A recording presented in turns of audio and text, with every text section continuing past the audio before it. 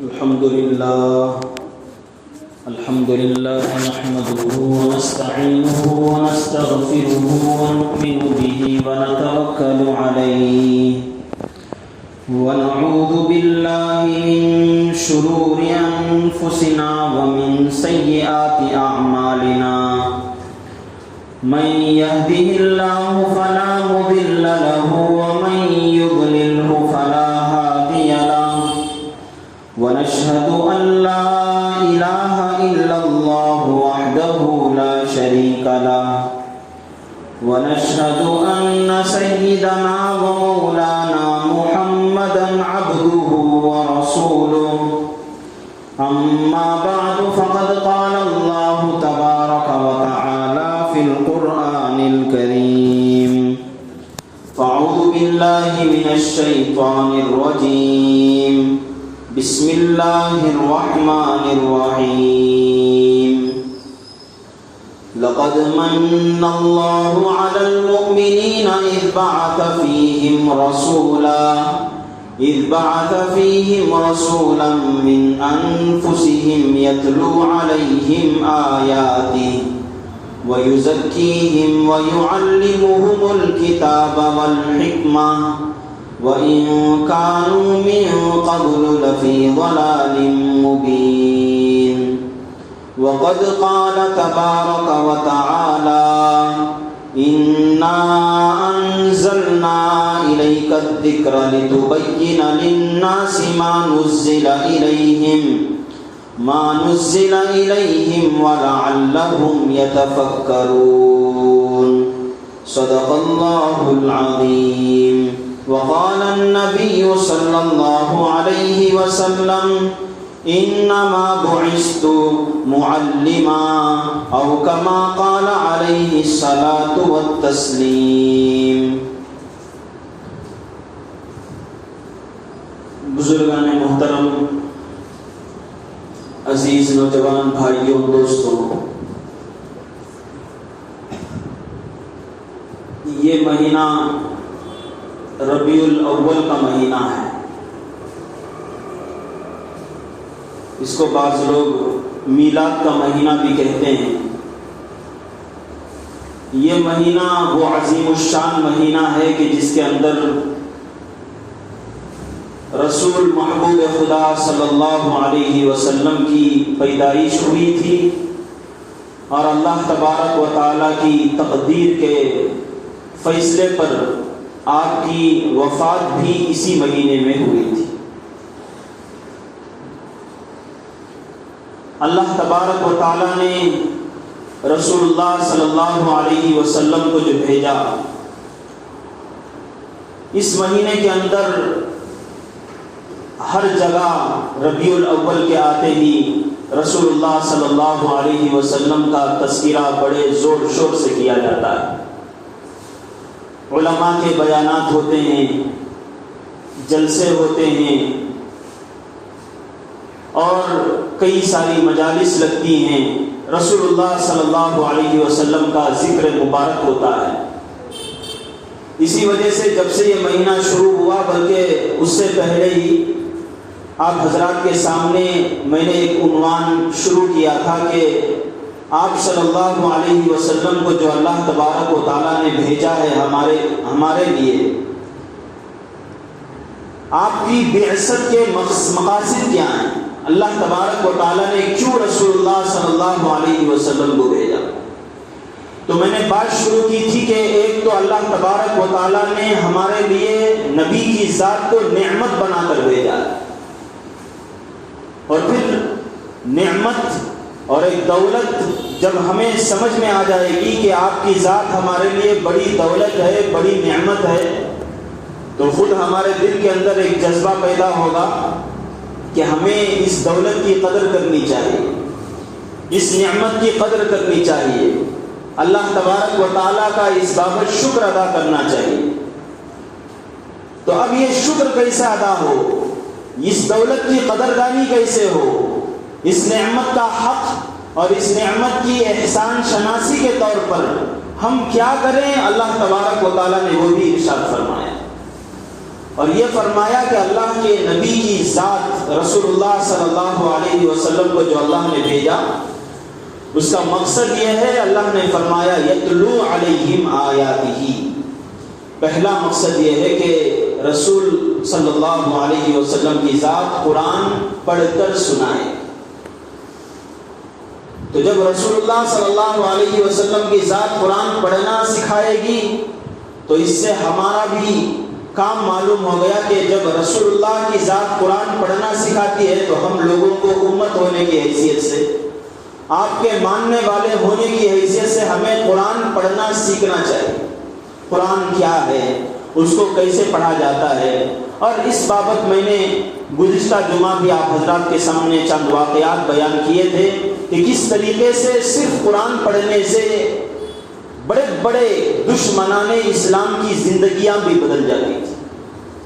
ہم تو الحمدللہ اللہ تبارک و تعالیٰ نے ہمیں ایمان والا بنایا ہے، مسلمانوں کے گھروں میں ہمیں پیدا فرمایا ہے۔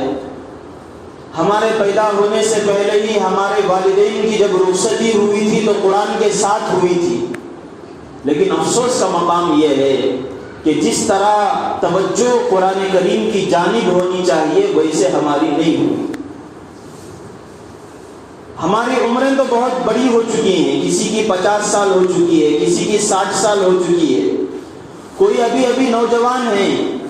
کوئی سافٹ ویئر انجینئر ہے، کوئی میڈیکل کالج کا اسٹوڈنٹ ہے، یا اور بھی بڑے بڑے ڈگریاں حاصل کرنے کے پیچھے لگا ہوا ہے، کوئی نوجوان ہو، عمر دراز آدمی ہو۔ قرآن کریم ہم سب کو اپیل کرتا ہے کہ جب رسول اللہ صلی اللہ علیہ وسلم کی ذات دنیا میں بھیجی ہی گئی تھی قرآن کریم کو پڑھنا سکھانے کے لیے، تو ہم سب لوگوں کو اس بات کی طرف بھی توجہ دینی چاہیے کہ ہمارے اندر قرآن کریم پڑھنا کتنا ہے۔ یہ ہے اصل قدر، یہ ہے اصل رسول اللہ صلی اللہ علیہ وسلم کی نعمت کی قدردانی۔ ہم میں سے بہت سارے ہیں جو الحمدللہ قرآن بچپن میں پڑھے ہیں، اور الحمدللہ ہمارے اس محلے میں بچوں کو قرآن کریم سکھانے کے لیے، پڑھانے کے لیے مکتب کا بھی نظام ہے۔ ابھی بیان سے پہلے میں نے امام صاحب سے معلوم کیا کہ یہاں ہمارے اس مسجد میں کتنے بچے آتے ہیں قرآن پڑھنے سیکھنے کے لیے۔ آبادی تو ہماری بہت ساری ہے اور اس کی جانکاری میرے سے زیادہ آپ لوگوں کو ہے، لیکن افسوس کی بات یہ ہے کہ عصر کے بعد آتے ہیں آدھا گھنٹہ یا پونا گھنٹہ دینے کے لیے، یا مغرب کے بعد آتے ہیں 14-15 بچے آتے ہیں۔ یہ ہماری حالت ہے قرآن کریم پڑھنے کے بارے میں۔ قرآن کریم کی طرف توجہ، ایک تو ہمیں بھی توجہ دینی چاہیے، اور دوسرا یہ کہ ہمیں اپنے بچوں کی تعلیم کی طرف بھی توجہ دینی چاہیے۔ یہ سب رسول اللہ صلی اللہ علیہ وسلم کی ذات جو ہمارے لیے مبعوث کی گئی تھی، اس دولت کی قدر شناسی میں داخل ہے، اس کی قدردانی میں داخل ہے کہ جب آپ صلی اللہ علیہ وسلم کی ذات آئی، ایسے نہیں کہ اللہ تبارک و تعالیٰ نے بیکار پیدا کر دیا۔ اللہ تبارک و تعالیٰ کے بارے میں ہے کہ مومنین کہتے ہیں اپنی دعا میں ربنا ما خلقت ھذا باطلا، کہ اللہ نے تو کسی بھی چیز کو فضول پیدا نہیں کیا، اللہ نے ہر چیز کو پیدا کیا تو اس کے پیچھے اللہ کا کوئی نہ کوئی مقصد ہے۔ رسول اللہ صلی اللہ علیہ وسلم کی ذات جیسی عظیم ہستی کو ہمارے درمیان اللہ تبارک و تعالیٰ نے بھیجا ہے تو وہ بھی ایسے ہی نہیں بھیجا، بلکہ اس کے پیچھے بھی کئی سارے مقاصد ہیں، اور ان میں ایک مقصد یہ ہے کہ قرآن کریم کیسے پڑھا جاتا ہے، کیسے اس کا تلفظ ہوتا ہے، اس کا پروننسیشن کیسے ہوتا ہے۔ بھائیوں، یہ چیزیں ایسی ہیں کہ اس کی طرف توجہ ہمیں بھی دینی چاہیے، اور ہمیں ہمارے بچوں کو بھی اس طرف متوجہ کرنے کی ضرورت ہے۔ اور یہاں یہ بات بھی میں آگے بتاتا چلوں بڑھنے سے پہلے کہ ہمارے نوجوان بہت سارے ایسے ہیں جو قرآن کریم پڑھنا چاہتے ہیں۔ ہمارے یہاں ایسا بھی نظام بنایا جا سکتا ہے کہ اگر نوجوان قرآن کریم پڑھنا چاہیں تو وہ بھی کوئی نہ کوئی وقت نکالیں گے تو انشاءاللہ عشاء کے بعد بھی ان کے لیے وقت نکالا جا سکتا ہے۔ تعلیم بالغان کا نصاب کا باقاعدہ نظم کیا جا سکتا ہے، وہ بھی قرآن کریم پڑھ سکتے ہیں، لیکن ضرورت اس بات کی ہے کہ ہم اپنے آپ کو پیش کریں۔ ہم اگر آگے بڑھیں تو نظام بنانے والے نظام بنائیں گے، ہم قرآن کریم پڑھنا سیکھ سکتے ہیں۔ تو اس لیے اس طرف بھی توجہ دینے کی ضرورت ہے۔ دوسری بات، رسول اللہ صلی اللہ علیہ وسلم کو بھیجنے کے مقاصد میں ایک ہے تعلیم کتاب، یتلو علیہم آیاتہ ویزکیہم، اور آگے ہے ویعلمہم الکتاب۔ اللہ تبارک و تعالیٰ نے رسول کو بھیجا اس لیے تاکہ وہ قرآن کریم ایک تو پڑھنا سکھانا ہے، دوسرا قرآن کریم میں کیا بیان کیا گیا ہے اس کو بھی بتانا رسول اللہ صلی اللہ علیہ وسلم کا مقصد۔ تو جب رسول اللہ صلی اللہ علیہ وسلم کا مقصد یہ ہے کہ آپ قرآن کریم سکھانا چاہتے ہیں کہ قرآن کریم کے اندر ایک تو عربی زبان میں ہے، لیکن اس کے اندر اللہ کیا فرمانا چاہتے ہیں، ہم لوگوں کو اس کے اندر کیا میسج ہے، کیا پیغام ہے، یہ رسول اللہ صلی اللہ علیہ وسلم کے بعثت کا مقصد ہے۔ تو اس سے ہمارا بھی مقصد معلوم ہوا اس دنیا میں آنے کا، کہ ہمارا مقصد یہ ہے کہ ہم قرآن کریم جو بیان کیا جاتا ہے ہمارے سامنے، اس کے اندر اللہ تبارک و تعالی ہمیں کیا میسج دے رہے ہیں، کیا پیغام دے رہے ہیں، اس کو بھی ہم سمجھنے کی کوشش کریں۔ بلکہ ان دونوں چیزوں میں رسول اللہ کی ذات کو جب دیکھیں گے تو سب سے بڑی چیز یہ ہے کہ قرآن کریم اللہ نے کیوں بیان کیا ہے، کیوں نازل کیا ہے، اس کو ہم سمجھیں، یہ اور بڑا مقصد ہے۔ تو قرآن کریم پڑھنا اگرچہ کہ ہمیں سمجھ میں نہ آتا ہو، اس کا بھی باقاعدہ اثر ہے، اس کا بھی باقاعدہ طور پر اس کے اندر بھی تاثیر ہے، اور وہ بھی مقصد ہے۔ خود رسول اللہ صلی اللہ علیہ وسلم نے بیان کیا ہے کہ یہ جو قرآن نازل ہوا ہے اس کے ایک ایک حرف کے پڑھنے پر 10 نیکیاں ملتی ہیں۔ من قرأ حرفا من کتاب اللہ، جو کوئی اللہ کے اس کتاب کے ایک حرف کو بھی پڑھے، اللہ نے رسول اللہ صلی اللہ علیہ وسلم نے ارشاد فرمایا فَلَهُ بِهِ حَسَنَةٌ وَالْحَسَنَةُ بِعَشْرِ أَمْثَالِهَا، اس کے بدلے میں ایک حرف پڑھنے کے بدلے میں نیکی ملے گی، ایسی نیکی ملے گی جو 10 نیکیوں کے برابر، ایک لفظ۔ پھر اس کے بعد رسول اللہ صلی اللہ علیہ وسلم نے ارشاد فرمایا لا اقول الف لام میم حرف ولكن الف حرف ولام حرف ومیم حرف۔ یہ جو الف لام میم جو ہے یہ پورا مل کر ایک حرف نہیں ہے، الف ایک حرف ہے، اس پر 10 نیکیاں ملیں گی، لام ایک حرف ہے، اس پر 10 نیکیاں ملیں گی، میم ایک حرف ہے، اس پر بھی مستقل 10 نیکیاں ملیں گی۔ تو قرآن کریم پڑھنا سمجھے بغیر اس کے اوپر بھی اللہ تبارک و تعالیٰ ثواب عطا کرتے ہیں، اور اس سے آگے بڑھ کر ہمیں جس بات کی طرف توجہ دینی چاہیے وہ یہ ہے کہ قرآن کریم کیا ہے، ہمیں اس میں کیا میسج دیا جا رہا ہے، کیا پیغام دیا جا رہا ہے۔ اللہ تبارک و تعالیٰ نے یہ جو دین نازل فرمایا ہے ہمارے لیے، یہ جو اسلام ایک ریلیجن کے طور پر ہمارے لیے لکھا ہے، یہ بس ایک دنیاوی حد تک نہیں ہے، اس میں ایک ایک چیز انسان کو کیسے زندگی گزارنا ہے، اس کے شب و روز کیسے گزرنے ہیں، اس کی زندگی کے ہر لمحے میں یہ قرآن کریم ساتھ دینے والا ہے، اسے پریشان کن حالات میں اس کے حل کو پیش کرنے والا ہے۔ لیکن افسوس یہ ہے کہ ہم قرآن کریم ایک تو پڑھنا اس میں بھی ہم پیچھے ہیں، اور دوسرا قرآن کریم کیا ہے جو ہمیں سکھایا جاتا ہے اس طرف بھی ہماری توجہ بہت کم ہے۔ تو ایک قرآن کریم پڑھنا یہ بھی ہمارا مقصد ہے، قرآن کریم میں ہمارے لیے کیا میسج دیا جا رہا ہے، کیا پیغام دیا جا رہا ہے، اسے بھی ہمیں سمجھنے کی ضرورت ہے۔ چنانچہ ہمارے لوگوں میں بہت سارے ایسے ہیں، ایک تو بعض لوگوں کا خیال یہ ہے کہ بھئی قرآن کریم اصل پڑھنا ہے، اصل سمجھنا ہے، پڑھنے سے کیا فائدہ، یہ بھی غلط سوچ ہے۔ آدمی کو قرآن کریم پڑھنا بھی چاہیے، دوسرا یہ کہ قرآن کریم کی طرف ہماری توجہ بھی ہونی چاہیے۔ آپ اس کا اندازہ اس طریقے سے کر سکتے ہیں، قرآن کریم کے اندر اللہ تبارک و تعالیٰ نے رسول اللہ صلی اللہ علیہ وسلم سے خطاب فرمایا اور کہا اِنَّا أَنزَلْنَا إِلَيْكَ الذِّكْرَ لِتُبَيِّنَ لِلنَّاسِ مَا نُزِّلَ إِلَيْهِمْ وَلَعَلَّهُمْ يَتَفَكَّرُونَ۔ اے نبی صلی اللہ علیہ وسلم، اِنَّا أَنزَلْنَا إِلَيْكَ الذِّكْرَ، ہم نے تمہارے اوپر یہ قرآن نازل کیا، یہ یاد دہانی کی چیز ہم نے تمہارے درمیان اتارا۔ کیوں اتارا؟ فرمایا لِتُبَيِّنَ لِلنَّاسِ مَا نُزِّلَ إِلَيْهِمْ، تاکہ تم لوگوں کو بتاؤ کہ ان کے اوپر کیا نازل کیا جا رہا ہے۔ لعلہم یتفکرون، تاکہ لوگ غور و فکر کر لیں اور صحیح کیا ہے، غلط کیا ہے، حق کیا ہے، باطل کیا ہے، اس میں فرق کر کے صحیح راستے پر، صراط مستقیم پر گامزن ہونے کی فکر کریں۔ اب آپ غور کریں، قرآن کریم نازل ہوا کن کے درمیان نازل ہوا؟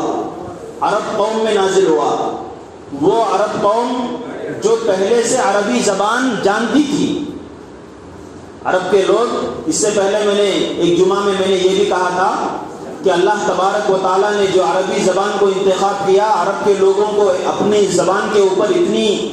ان کو اتنا فخر ہے اور زبان کو اتنا زبردست انداز سے وہ جانتے ہیں، اس کے گہرائی کو وہ اتنا زیادہ جانتے ہیں کہ وہ دوسری زبانوں والوں کو گونگا کہتے ہیں۔ ہر چھوٹا سا چھوٹا بچہ ایسا کہ عربی زبان میں ماہر۔ ایسے لوگوں کے درمیان،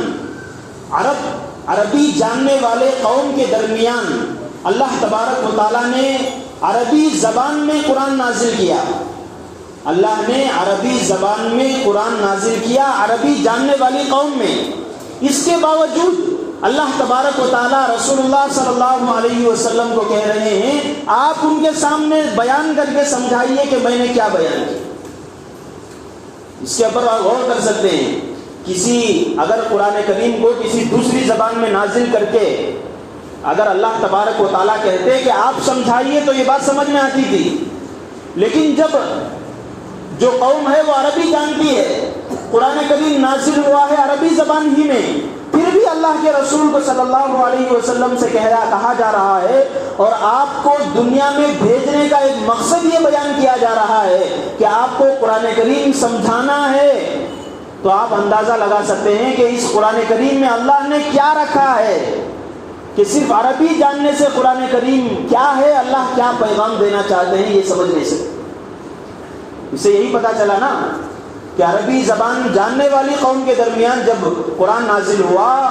تو پھر بھی اللہ کے رسول کو اس کا مکلف بنایا جا رہا ہے، آپ کی میجر ڈیوٹیز میں اس کو بھی ایک شامل کیا جا رہا ہے، تو پتہ چلا کہ اللہ کے نبی کہ یہ جو قرآن ہے یہ ایسا قرآن نہیں ہے کہ بس ہم عربی لینگویج جان لیں، کہیں سے ہم چھوٹی موٹی عربی پڑھ لیں اور خود قرآن کریم کو پڑھنا شروع کر دیں، یا قرآن کریم کا ترجمہ ٹرانسلیشن ہے کہیں پر اس کو اٹھا کر ہم پڑھنا سمجھ جائیں تو قرآن کریم مکمل طور پر پڑھ لیں، سمجھ لیں۔ ایسا نہیں ہو سکتا۔ اسی لیے اللہ کے نبی صلی اللہ علیہ وسلم کو باقاعدہ طور پر یہ مقصد بیان کر کے بھیجا جا رہا ہے کہ آپ کو یہ کام کرنا ہے۔ تو بھائیوں،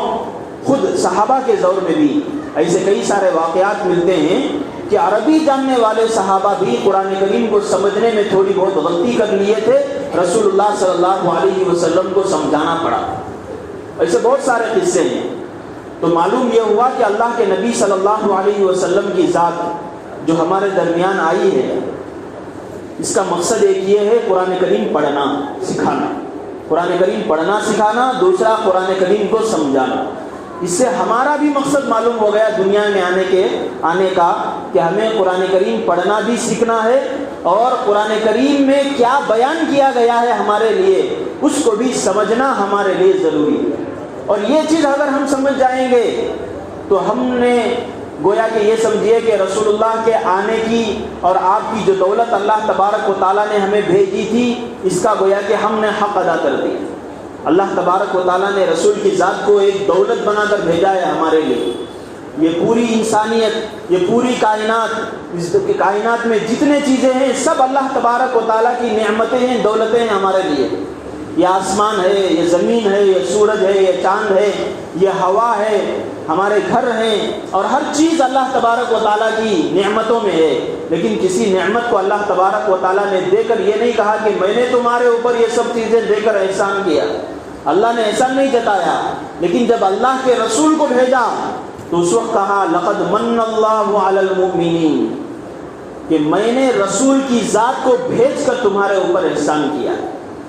تو ہمیں اس بات کو سمجھنے کی ضرورت ہے کہ ایک تو رسول اللہ صلی اللہ علیہ وسلم کی ذات ایک دولت ہے، اور وہ دولت ہمارے لیے ہمیں جو حاصل ہوئی ہے وہ دولت اس لیے حاصل ہوئی ہے کہ ہم اس سے کچھ سیکھیں، اب کیا سیکھیں؟ اس کو اللہ نے قرآن میں فرمایا کہ ایک تو ہم قرآن کریم پڑھنا بھی سیکھیں، دوسرا قرآن کریم جو پڑھنا سکھایا جاتا ہے، قرآن کریم کے اندر جو میسج دیا جاتا ہے اس کو بھی ہم حاصل کریں۔ ایک بات پہلی، قرآن کریم پڑھنا سیکھنا ہمارے لیے کیسے سیکھنا ہے اس کو میں نے بیان کیا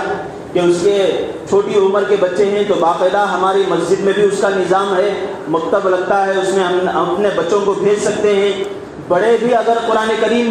سیکھنا چاہتے ہیں، پڑھنا سیکھنا چاہتے ہیں تو ان کے واسطے بھی نظام ہو سکتا ہے۔ دوسرا یہ کہ قرآن کریم سمجھانا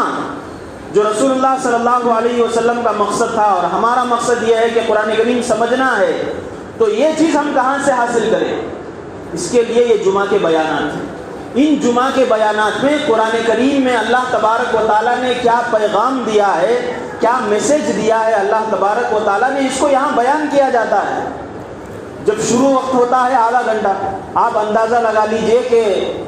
اس سے پہلے ایک بات یہ بیان کر دوں، دنیا میں بہت سارے مذاہب ہیں، بہت سارے ریلیجنس ہیں، کسی بھی مذہب میں، کسی بھی ریلیجن میں دنیا میں بہت سارے ذات پات ہیں، کسی بھی ذات پات میں وہاں آپ لوگوں نے نہیں دیکھا ہوگا کہ ہر ہفتے میں ایک مرتبہ جمع کر کے ان کو دین کی بات، ان کے مذہب کی بات بتائی جاتی۔ لیکن یہ اسلام کی ایک شان ہے، اس دور ہی سے، رسول اللہ صلی اللہ علیہ وسلم کے دور ہی سے، کہ ہر مسجد میں جمعہ کے اندر بیان ہوتا ہے، جمعہ کے اندر قرآن کریم کی کسی آیت کو سامنے رکھ کر قرآن کریم میں اللہ تبارک و تعالیٰ کیا پیغام دینا چاہ رہے ہیں اس کو سمجھایا جاتا ہے۔ پہلے ہی سے ایک نظام سسٹم چلا رہا ہے کہ باقاعدہ طور پر اسلام کے ماننے والوں کو، مسلمانوں کو ایک وقت متعین کیا گیا ہے جمعہ کے موقع پر کہ وہ مسجد میں آئیں، وہ رسول اللہ کی بات کو سنیں، اللہ تبارک و تعالیٰ کے میسج کو جانیں۔ ایسا نظام آپ کو کسی بھی مذہب میں نہیں ملے گا، یہ خود اسلام کی ایک بڑی شان ہے، جب سے وہ آیا اس وقت سے لے کر یہ شان ہے۔ اس کے بعد یہ سمجھیے کہ ہمارا اس کے اوپر کیا ری ایکشن ہے۔ اسلام تو اس دور سے بھی ہمیں قرآن کریم سیکھنے کے لیے موقع فراہم کر دیا، رسول اللہ صلی اللہ علیہ وسلم کی زندگی سیکھنے کے لیے ہمارے سامنے موقع فراہم کر دیا کہ جمعہ کے موقع پر قرآن کی آیت تلاوت کی جاتی ہے، حدیث کو سامنے رکھ کر زندگی کیسے گزاریں یہ باتیں بتائی جاتی ہیں۔ لیکن ہمارا ریئیکشن اور رد عمل اس میں ایسا ہے کہ آدھے گھنٹے کے لیے ہمیں جمع ہو کر دین کی کوئی بات، قرآن کریم کی کوئی تفسیر، رسول اللہ صلی اللہ علیہ وسلم کی کوئی حدیث سمجھنے کا ہمارے لیے مسجد میں انتظام ہوتا ہے۔ لیکن افسوس اس بات کی ہے کہ جب بیان شروع ہوتا ہے تو بس 5-6 لوگ بیٹھے ہوئے ہوتے ہیں، باقی جو بھی آتا ہے بعد میں مجمع آتا ہے۔ یہ اس مسجد ہی کا نہیں ہے، یہ مسئلہ اسی مسجد کا نہیں، ہر مسجد میں آپ جا کر دیکھ لیجیے یہی ہم مسلمانوں کا ماحول بھی ہے، مزاج ایسا بن گیا ہے کہ کانوں میں قرآن کی بات پڑتی رہتی ہے، رسول اللہ صلی اللہ علیہ وسلم کا طریقہ ہمیں بتایا جاتا رہتا ہے، لیکن خود ہمیں قرآن کریم سیکھنے کی طرف، رسول اللہ کی زندگی معلوم کرنے کی طرف ذرہ برابر بھی توجہ نہیں ہوتی، ذرہ برابر بھی توجہ نہیں ہوتی۔ اگر یہ سب چیزیں اگر ہم سیکھتے باقاعدہ طور پر کہ رسول کی زندگی ہمارے لیے کیسی ہے، رسول اللہ صلی اللہ علیہ وسلم نے ہمیں کیا کیا ہمارے لیے قوانین بیان کیے ہیں، زندگی گزارنے کا سلیقہ کیا بیان کیا ہے، تو آج مسلمان جس پستی میں زندگی گزار رہے ہیں یہ پستی نہیں رہتی تھی۔ اللہ تبارک و تعالیٰ نے رسول اللہ صلی اللہ علیہ وسلم کی زندگی کو 2 حصوں میں بانٹا تھا، ایک وہ زندگی جو مکے میں تھی، ایک وہ زندگی جو مدینے میں تھی۔ مکی زندگی رسول اللہ صلی اللہ علیہ وسلم کی ایک حصہ ہے، دوسری زندگی مدینے کی زندگی ہے، مدنی زندگی۔ آپ تاریخ اٹھا کر دیکھ سکتے ہیں، رسول اللہ صلی اللہ علیہ وسلم کی سیرت اور آپ کی بایوگرافی آپ پڑھ سکتے ہیں، ہر زبان میں رسول اللہ کی سیرت لکھ دی جا چکی ہے۔ مکے کی جو زندگی گزری، مکی زندگی آپ صلی اللہ علیہ وسلم کی، اللہ کے نبی علیہ الصلوۃ والسلام نے پوری مکی زندگی میں صرف تعلیم توحید دی ہے، تعلیم رسالت دی ہے، دین کیا ہے یہی سمجھایا ہے۔ مدینے کی زندگی جانے کے بعد، اس کے بعد دنیا سنبھالنے کا نظام بعد میں اللہ کے نبی علیہ الصلوۃ والسلام نے سمجھایا۔ اسی لیے مکے کی زندگی میں کوئی ایک جہاد ہوا ہو آپ تاریخ کے اندر نہیں دکھا سکتے،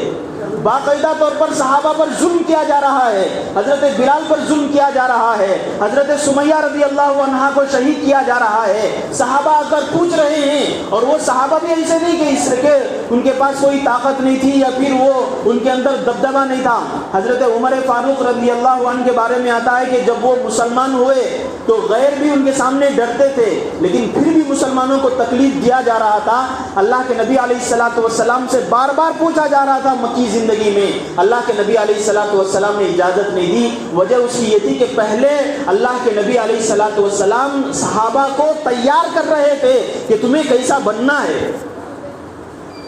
ان کی شخصیت کو، ان کی ذات کو،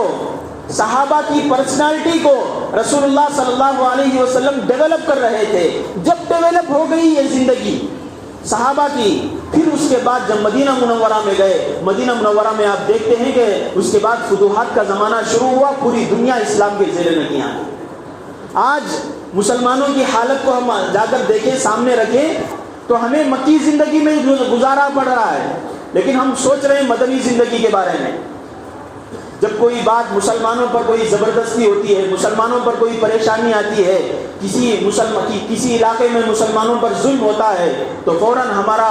خون کھول اٹھتا ہے، ہم جذبے میں آ جاتے ہیں، نوجوان کھڑے ہو جاتے ہیں۔ ایک اسلام ایک مسلمان کو مارنے کی وجہ سے، ظلم کرنے کی وجہ سے یہ جذبہ پیدا ہو رہا ہے، ٹھیک ہے،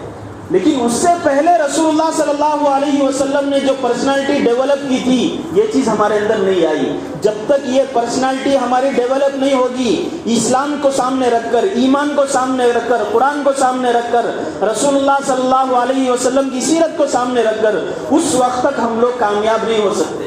اللہ تبارک و تعالیٰ نے ایک جگہ وعدہ فرمایا ہے۔ اللہ تبارک و تعالیٰ کی ذات ایسی ہے کہ کسی وعدہ کرنے کی ضرورت نہیں ہے۔ اللہ ایک بات بغیر وعدے کے بھی کہہ دیں تو وہ بات ایسی ہے جو زبردست ہے، وعدے کے مطابق ہے، لیکن اللہ تبارک و تعالیٰ وعدہ کر رہے ہیں، کہہ رہے ہیں وعد اللہ الذین آمنوا منکم وعملوا الصالحات،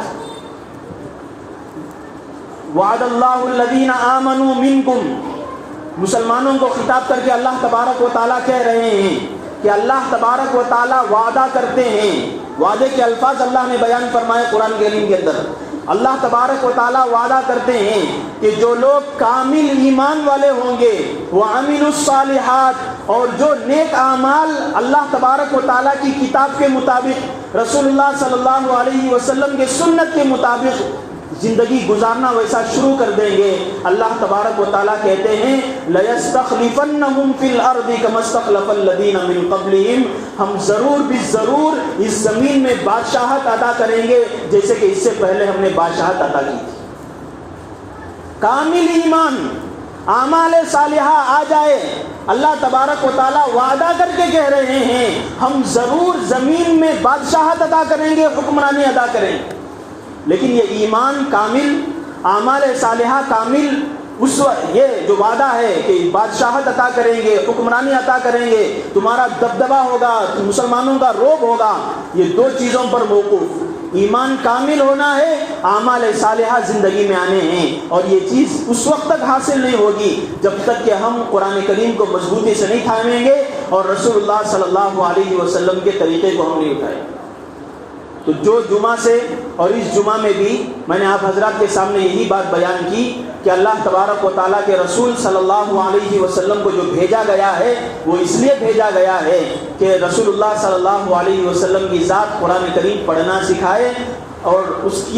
کے طریقے بھی میں آپ حضرات کے سامنے بیان کر دیا ہوں کہ اب ہمیں جب رسول کی ذات کو اس لیے بھیجا گیا ہے تو ہمیں قرآن کریم پڑھنا سیکھنا ہے۔ دوسرا یہ کہ رسول کی ذات کو بھیجا گیا قرآن کریم سمجھانے کے لیے، تو ہم لوگوں پر بھی ضروری ہے کہ ہم قرآن کریم سمجھیں، اور وہ سمجھنے کے طریقے کیا ہیں وہ میں آپ حضرات کو بیان دیا ہوں کہ علماء کے پاس علماء کے جو بیانات ہوتے ہیں ان میں شریک ہوں اور قرآن کریم کیا بیان کیا کرتا ہے، کیا کہتا ہے، اسے سیکھنے کی کوشش کریں۔ ہماری اس مسجد میں بھی جو بیان ہوتا ہے اس میں بھی آپ پہلے سے پہلے آنے کی کوشش کریں، یا آپ لوگ کہیں دوسری جگہ ہیں یہاں آئے ہیں تو وہاں بھی اس بات کی کوشش کریں کہ جمعہ کے جو بیانات ہوتے ہیں ان میں پہلے سے جا کر شریک ہوں اور مکمل بات سننے کی کوشش کریں۔ یہ سب چیزیں اگر ہم سیکھیں گے نہیں تو ہمارا ایمان مضبوط ہونے کے لیے کوئی تحریک نہیں ملے گی، اسے ابھارنے کے لیے ہمارے کوئی چیز نہیں ملے گی۔ اللہ تبارک و تعالیٰ سے دعا ہے کہ اللہ تبارک و تعالیٰ ان چیزوں کو سمجھنے کی ہمیں توفیق عطا فرمائیں۔ رسول اللہ صلی اللہ علیہ وسلم کے جو مقاصد ہیں،